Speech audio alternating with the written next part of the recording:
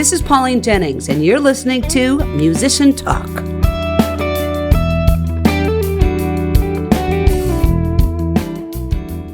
My guest this week is Noah Klein. Noah, who grew up in Northfield, began taking piano lessons at age 5 before switching to organ at around 12. He completed his undergraduate studies at the Jacobs School of Music at Indiana University and is currently pursuing his master's degree at the uber prestigious Yale School of Music. Formerly the organist of the University Church at Yale, he is now the director of music at St. Andrew's Presbyterian Church in Connecticut. We're lucky to have him back in Northfield this week for an organ recital.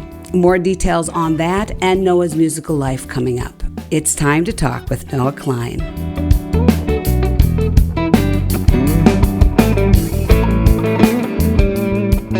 Welcome, Noah, to Musician Talk. Hi, glad to be here. I'm so glad you are. You're out on the East Coast and agreed to do the Zoom meeting prior to your recital that you're doing at UCC in Northfield next Wednesday. So that's really awesome. So yeah. What I'd like to start with is your musical journey, and just, take me through when you first started playing piano, through what you did in school up to now. Yeah, so I began taking piano lessons at around 5 or 6. My parents just wanted me to do that as just something to do, just because I had too much free time. It would keep me busy, and it was a long couple of years. I wanted to quit a lot of times, but my parents didn't let me quit, which is good because it eventually paid off. But no kidding, my early teachers were very patient with me.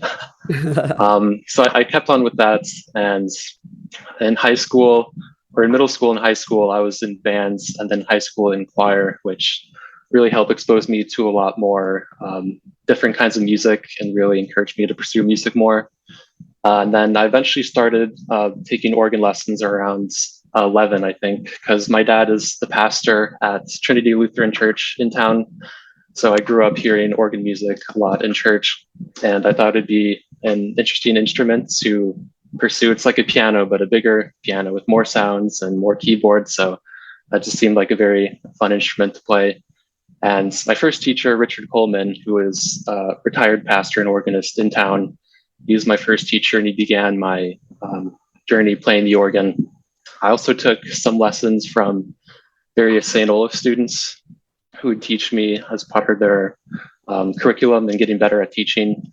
Nice. And then after some years of that, I eventually went to Indiana University to study my undergraduate degree at the Jacobs School of Music. So I spent 4 years there, and it was got a very good education there. It's a very good music program. It's the largest music school in the country by numbers. So wow. They have a lot of good resources and a lot of good teachers there.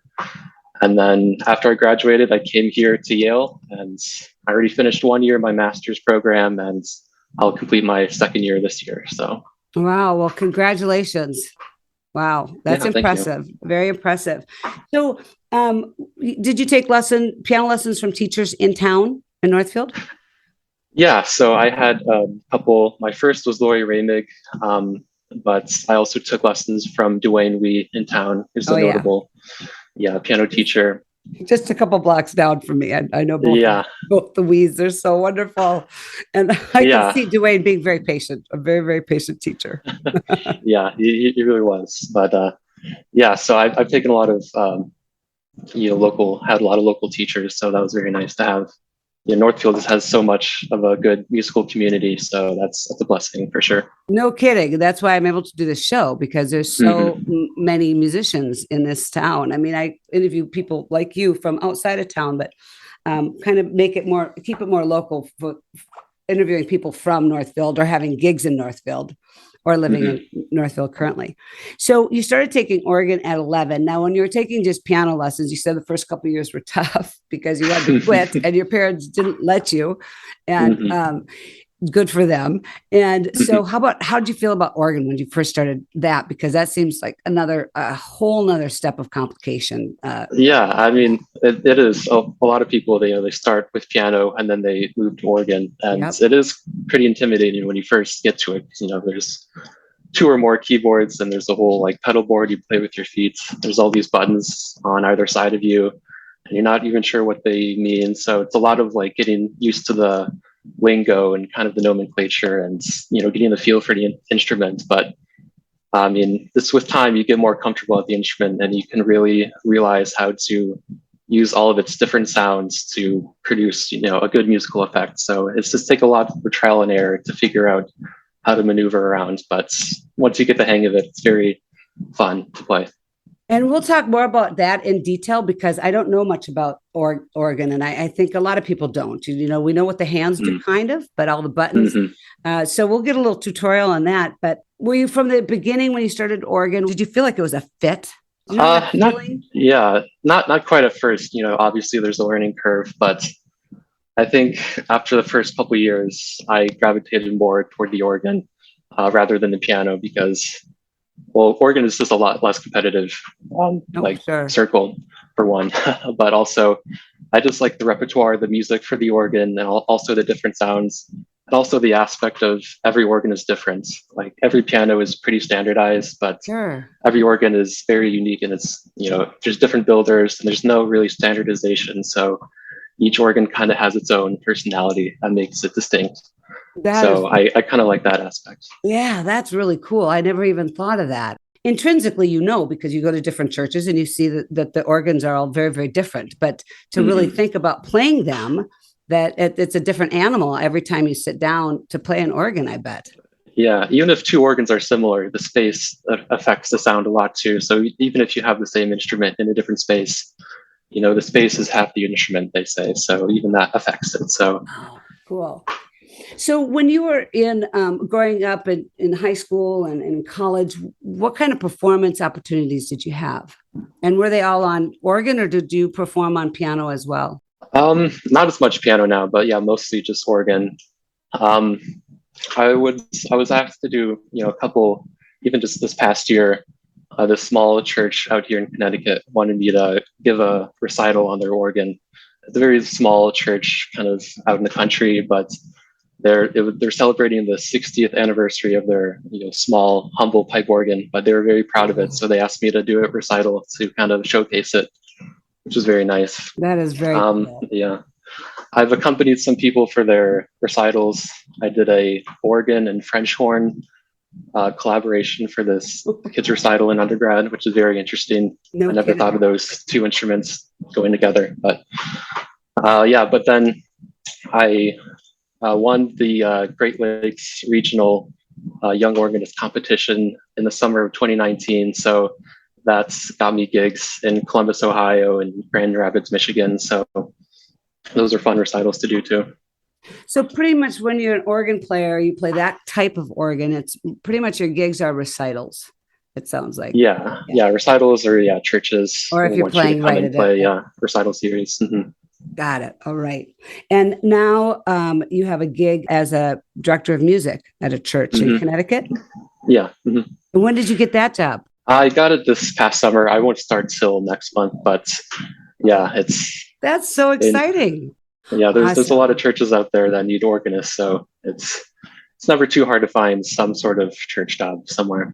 So let's move to the first song, which is Basil Harwood's Organ Sonata No. 1, Opus 5. And we're just going to play the first 4.5 minutes or so of it. But why don't you just set this up for me? Why did you choose this song to play, and where and when you recorded it, etc.? Yeah, so I played this back in February for one of my recitals here at Yale. I chose this piece because it's a English sonata. It's very much in the English kind of Victorian style. Mm-hmm. Basil Harwood was a 19th century British composer, and this is a style I wasn't really accustomed to, so I wanted to learn this piece to kind of get more familiar with the style, and especially playing it at the organ at Yale. It's one of the most famous organs in the country. It's very historical. It's the crown jewel of 19th century American organ buildings. It's very historically preserved, and it's the kind of piece that works really well on that organ. So I learned the piece for that music, but also I wanted to really use a lot of the sounds and characteristics of that wonderful instrument that we have here at Yale. What an opportunity to get to play that instrument. Wow. Yeah, that's pretty. It's very nice. Really, really cool. So you said that you hadn't played that style before. What style is it? Because it sounds to me like it's traditional organ music. Yeah, but within the genre of organ music, it's this piece is very English. I don't really know how to describe it other than very English and Victorian. You can kind of imagine yourself walking through Westminster Abbey or something while listening to it. It's very kind of genteel, but has, some edge to it, very dramatic too, with its, kind of echo opening, really sets the stage for a dramatic piece. Sure. And before we listen to this, I guess I do want to have our tutorial now so that we can think about these things when we're listening to the piece. Okay, so you have the keys that you play like a piano. And then you have what your feet are doing, which I'm not sure if you could explain that. And then you have all the different sounds, the different switches that you can hit for the different sounds. So just kind of take me through what those things do and how it changes the sound and what you do with your feet. And then B, how do you choose your sounds? Because there's got to be a multiple iteration of different combinations of sounds that you could do when you play the organ. So those three things. Yeah, so just to give a little crash course. So all the different kind of knobs and buttons you see on the side, as you'll see in the video, those are called stops. So they each control different sounds. And there's 4 main different types of sounds that organs have. One of them is the principal sound. It's like the main classic organ sounds that kind of serves as the foundation. There's the flutes, which obviously try to mimic flutes. They're literally just metal or wood pipes that just act like a flute. There's reeds, which are pipes that have a little piece of metal in it called a languid, and it kind of acts like a clarinet or saxophone and like vibrates and creates a buzzing noise. So that kind of emulates trumpets or reed sounds in an orchestra. So that's kind of how an organ achieves that. And then also string pipes, which try to emulate stringed instruments like violins and cellos. And to help with this effect, they have some pipes are tuned slightly lower so that if you have 2 of them playing together, it creates a kind of oscillation effect that kind of tries to mimic the string sound. So you can see with these 4 different types of sounds, they really try to imitate an orchestra. Yes, exactly. It's like a synthesizer, but it's analog instead of electronic sounds, which of course is better anytime you can get the analog sound rather than electronic sound. I think. Yeah, exactly. Yeah. So then, and then the feet. Yeah. So there's the whole pedal board, and you play with your feet, and it's mostly just used for just doing the bass line. Okay. So you can have a separate bass line that you can do all the other stuff with your hands, but occasionally pieces will call for, the melody in the pedal or more complex lines. So it really is just an extra keyboard that you just play with both of your feet. Okay, this sounds so complicated. And for your hands and for the keyboards on top that you use with your hands, can you split that? And so that with your right hand, you'd be playing the flute sound, and with your left hand, you'd be playing some other sound? Yeah, so you can't split it on one keyboard, but that's where you would play like your right hand's on the bottom keyboard and your left hand on the top. So you can have, the melody of the solo in the right hand and then accompany with the left hand. So that's a lot of possibilities. You're like a kit player a little bit in that you have to have such separation between your limbs. I mean, you've really mentally got to separate them and play them, treat them as separate entities. It just blows my mind that you really have to be a one-man band. One-man orchestra, in fact. Mm-hmm. Wow. All right, back to this piece that we're going to play now that we kind of have an idea of what you're doing with your body and your hands and feet. How did you choose what sounds to play for this piece, or does the composer tell you? Some composers will write out in detail in their music, like, I want this sound at this point in this town, change it here.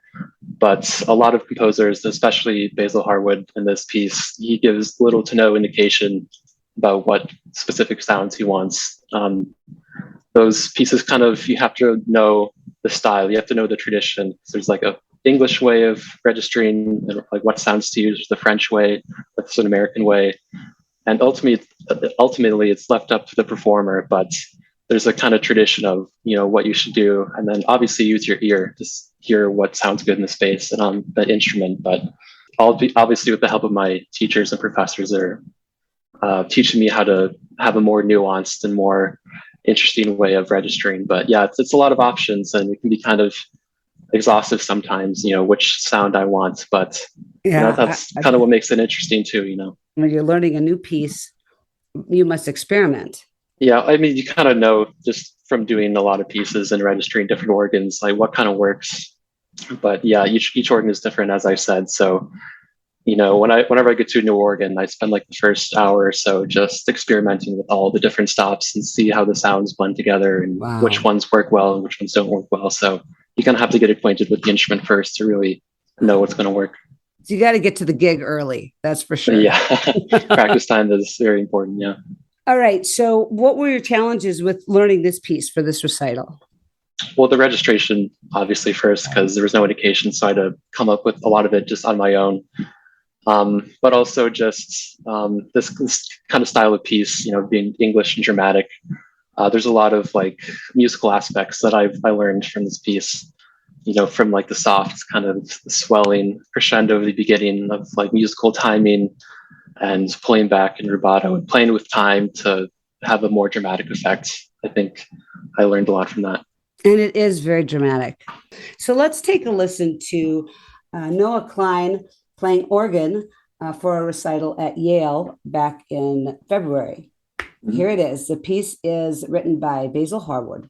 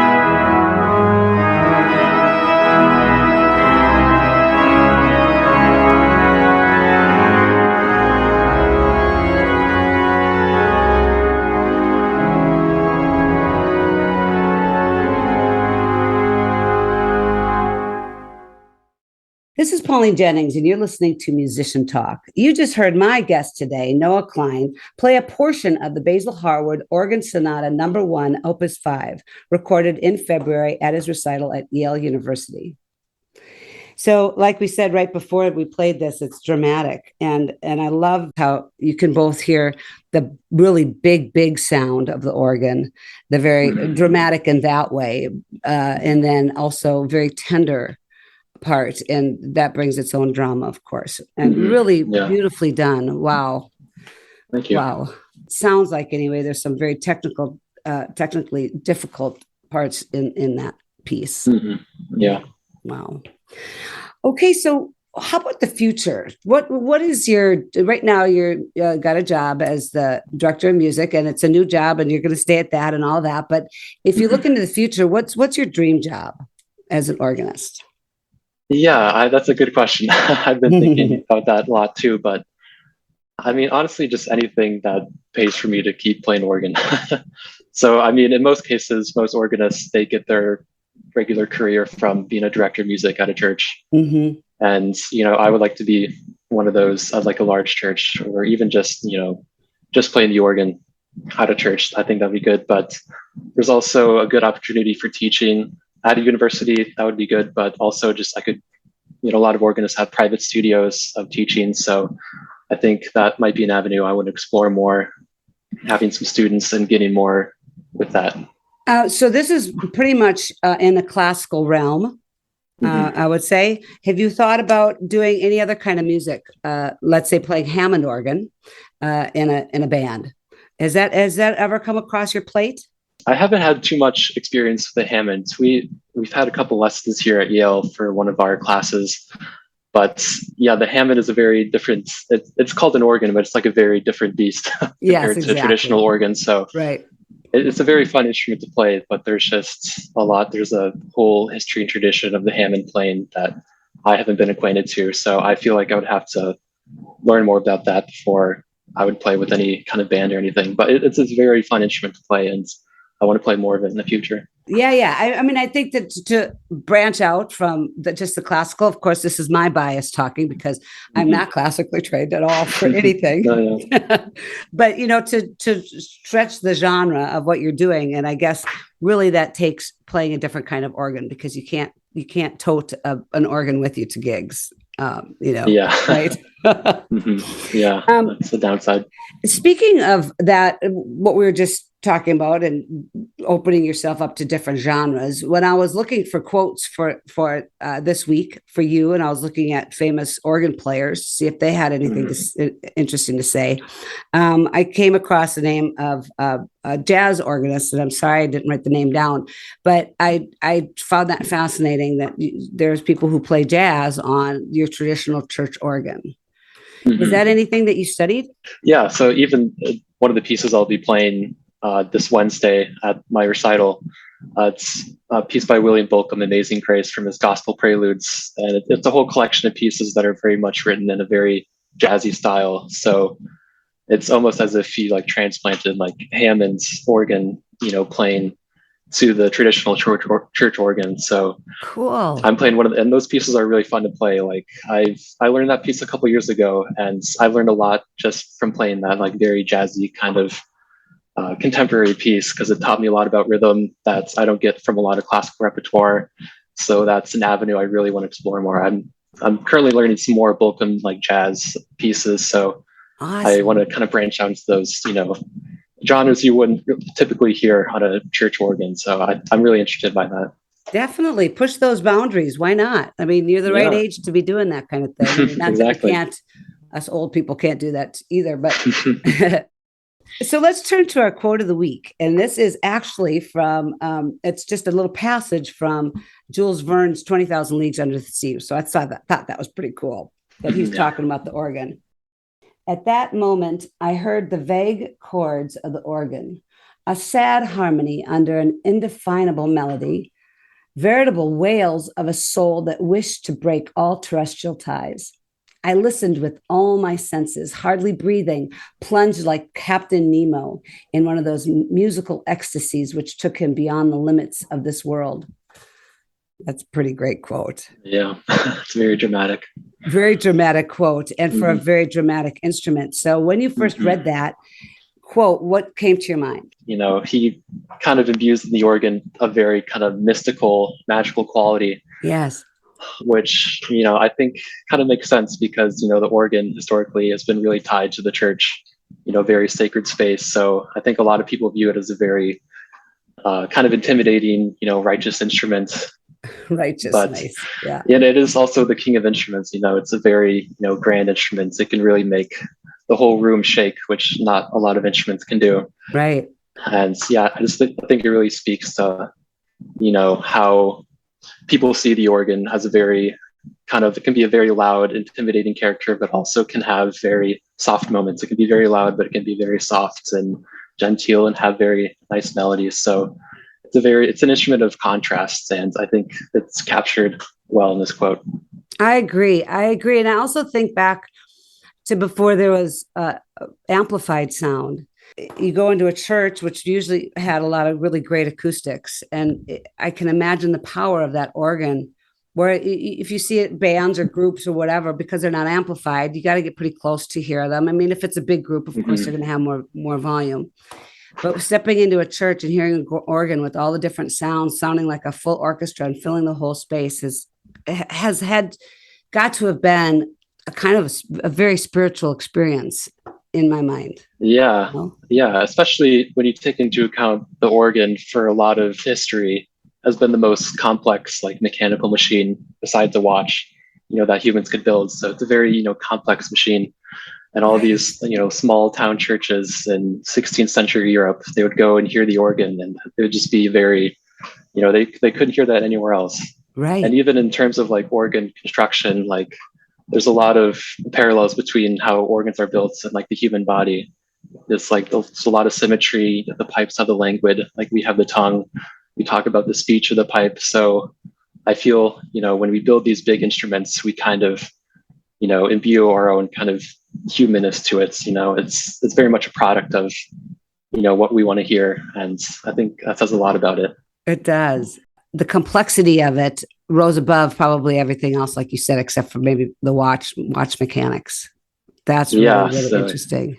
Yeah, especially in these medieval churches, Renaissance churches and these small European towns, the local organ at the church was the source of pride. So you'd have these competitions between, neighboring villages of who had the better organ. So one church would install an organ, and then another would make a slightly bigger one, and then they would make a slightly bigger one. So, it's very much a point of pride. So a lot of churches and a lot of spaces are very, proud of their organ. So turning to the next song that we're going to play today, it's very different from the first one, a very different feel. Set this up for us and why you chose it, and maybe your challenges learning this tune as well. Yeah, so this piece by César Franck, it's titled Pièce héroïque. It's the French title, but heroic piece, obviously in English. This is one of his most famous pieces. He wrote it after some war in France. France was very decimated by this recent war, and he kind of wanted to energize the French spirit with this piece, heroic piece. So it kind of has the whole undertone of, war and unrest in it, but ultimately at the end, it ends very triumphantly and heroically. So this is a very dramatic piece, as in the Basil Harwood, but it kind of achieves that in a different way with kind of a foreboding, almost ominous melody at the beginning before having, various lyrical, quiet sections before building up to a very loud climactic end. It seems to be a little bit more almost jazz-like when I was listening to it. The notes that are being played together. I don't know why it struck me that way, but I think it's just probably how he used harmony, and it kind of uses a lot of unorthodox harmonic shifts. There you especially go. At that time. So it's a very kind of French harmonic language, which I think is kind of unique and very lovely, I think. What were your challenges with this one? Were they any different from the first one? They're kind of similar because they're both has to do a lot with timing and how you stretch out a phrase, how you play with time for dramatic effects. But also just getting into the whole French tradition it was something I wasn't very well versed in at the time of learning it. So this was a very good piece for me to learn this entire, French romantic genre. And we're playing the last movement, I guess you'd say, the last piece of 3 that you played. And so I don't even know if I'm starting it at the beginning of the piece or not. It's the last 4.5 minutes of the recital that you sent me. And so let's listen to Noah Klein playing a César Franck piece at a recital a few years ago.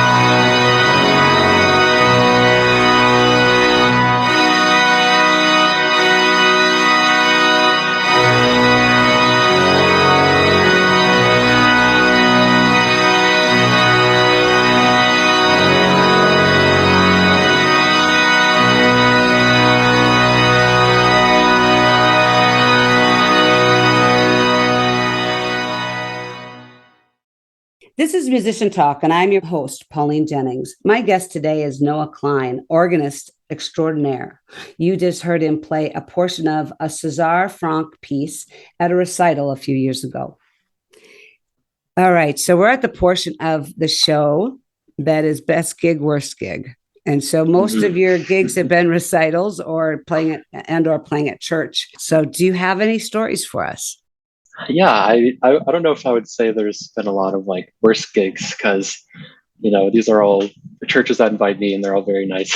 But often it's the technical side of things that make a bad gig. And because you don't have you just have one instrument. And if that thing's working, you're good to go. So yeah, but most of them have luckily been pretty smooth sailing, I would say. But I have had a few gigs. That's the one I mentioned earlier. This church invited me to do kind of a guest recital to show off their organ, the 60th anniversary of them getting their organ. It was not like the best organ. It was a very small, very humble instrument, and they wanted me to play a full hour on that, which I did, and it was kind of fun getting to work with that. But it was a very limiting instrument. But I mean, they were just so nice to me. They were so proud of their instrument that I had to make the best of it, and I thought it went pretty well. Well, I got to imagine these small towns don't have the funds or probably the expertise or probably somebody with the expertise in town to care for these. I got to believe that that's a problem in all these small churches.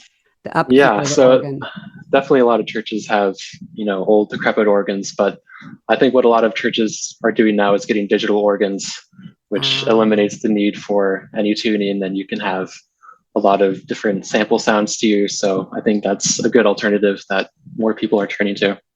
So how about best gig? Well, in the last recording you just played, that was in a recital I did at Trinity Church, Wall Street in New York.